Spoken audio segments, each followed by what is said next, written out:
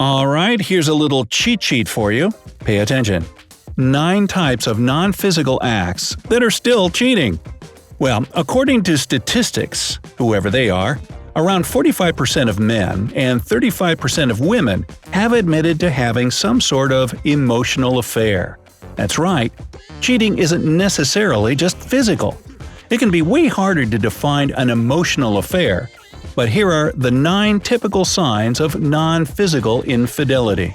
Before we jump into that, take a moment to subscribe to our channel and turn on post notifications so you'll be the first to see our new updates. Alright, here we go. Number 1. You're too close to your opposite sex friend. Tandem bikes, love seats, seesaws. You know, some things are just built for 2 people, and a relationship is one of them. It's like a bicycle. Adding a third wheel is only going to throw off the balance. The situation can get even stickier when that third wheel is a significant other's opposite sex friend. Nobody's saying that men and women can't be just friends. But if your gut is telling you there may be an attraction between your partner and their friend, then it's better to address the issue directly. Remember that while attraction is not a choice, cheating definitely is. An affair doesn't just randomly happen. Only you can make a choice to give in to your temptations or not go down that slippery slope. Number 2. You flirt online and offline. Virtual relationships with a number of different people at once are much easier to sustain than one in real life. For that reason, virtual polygamy can absolutely coexist with offline monogamy.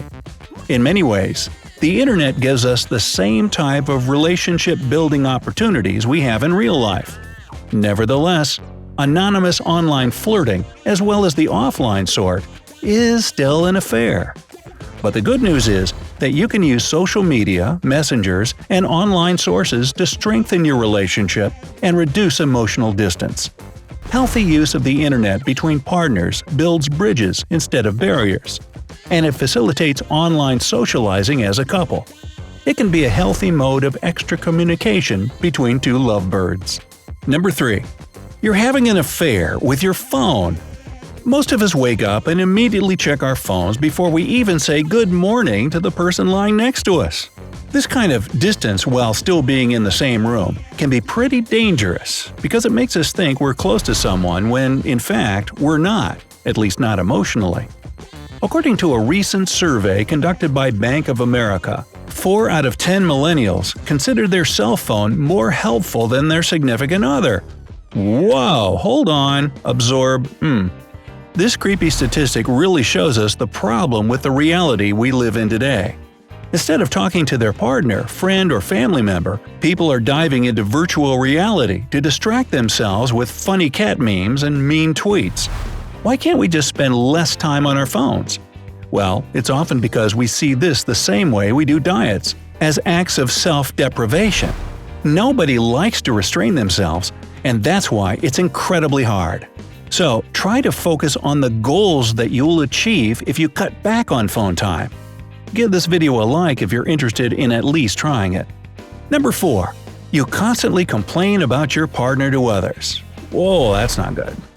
A lot of people confide in their friends and family about their relationship issues, and that's fine. Even guys gossip now and then. Guilty? What's not fine is constantly complaining about your partner to others. You might think that this complaining is a way to deal with your problems, but you aren't really doing anything with your partner in order to resolve your issues.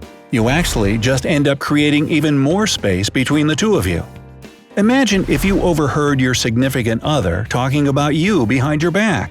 I bet you'd feel betrayed. If you want to break free from the negative and destructive aspects of your relationship, never be mad at your partner for something they don't even know they're doing wrong. Talk to them. Number 5. You cross the line with strangers. Emotional infidelity is as dangerous as adultery because it's intense yet invisible. Of course, you may genuinely love your partner, but when some of your actions cross into cheating territory, you're at risk of losing someone important in your life. Going to questionable places alone can cause you to do things you wouldn't normally do, like cheat. For example, you meet a guy at a bar, and he starts flirting with you. He flatters you, and you feel like you're getting something that's missing in your actual relationship. Take this as a red flag that something's missing between you and your partner. If you need someone, especially a complete stranger, to fill whatever void you have in your relationship, you're crossing the line into emotional infidelity. And that can even be the most painful kind of cheating there is. Number 6. You have a secret friend. People who have been together for a while tend to be really open with each other. So, stumbling across a text from your partner's BFF is unlikely to arouse any suspicions. It's not fair or realistic to expect your spouse to fill your every need. Meeting a friend for a drink or whatever is totally fine and is actually good for a relationship. You should have friends. That being said, if you're going out of your way to hide something or someone from your partner, then it doesn't take a rocket scientist to figure out that you're feeling a little guilty about something. Maybe you feel that your secret friend is a threat to your relationship and don't want to admit this fact. If you're relying on someone for emotional support, and that person isn't in a romantic relationship with you, you're setting yourself up for some trouble with your partner. The only way out for you is to admit it to yourself and figure out why you're being secretive in the first place. Number 7. You fantasize about others. One of the fatal flaws of our culture is that we take everything at face value. We want to believe that every dream we have each night is a direct reflection of reality.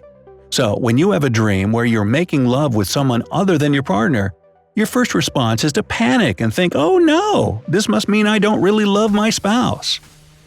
Keep calm and relax. It's completely okay to occasionally have some little fantasies about Jason Momoa's six-pack or Gigi Hadid's flawless body. But if you're consistently daydreaming about a sexual partner other than your partner, this could be considered emotional infidelity, and it could lead to a sexual affair because it means you're disconnected from your spouse. The only way to control it is to openly talk to your significant other about your sexual desires. Let them know what you like and don't like in bed, and have them share the same with you. If your love life with your partner changes for the better, it'll be hard to imagine yourself with anyone else. Number 8. You lie about your finances. They say a relationship without trust is like a car without gas. You can stay in it as long as you want, but it ain't going anywhere. According to the results of a poll that surveyed some 23,000 online users, more than 60% of both men and women consider financial infidelity just as heinous as a physical affair. What's more, 1/3 of the respondents felt that financial infidelity could even lead to a sexual affair.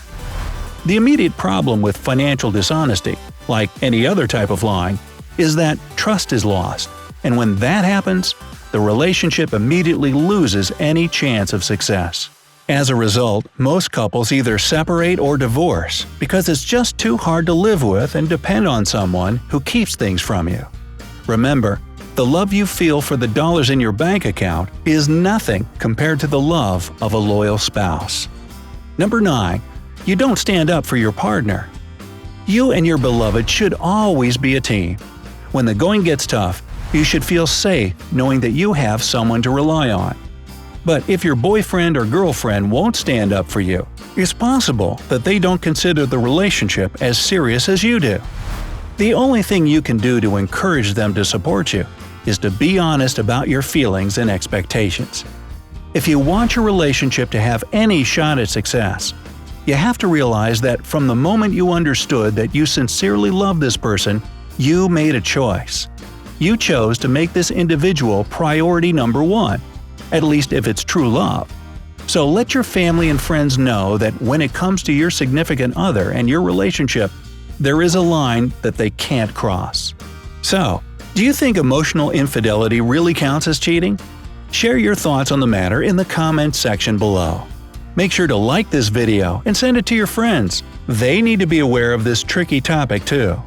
If you're new to our channel, don't forget to subscribe so you won't miss any of our updates. Remember, life is always better on the bright side.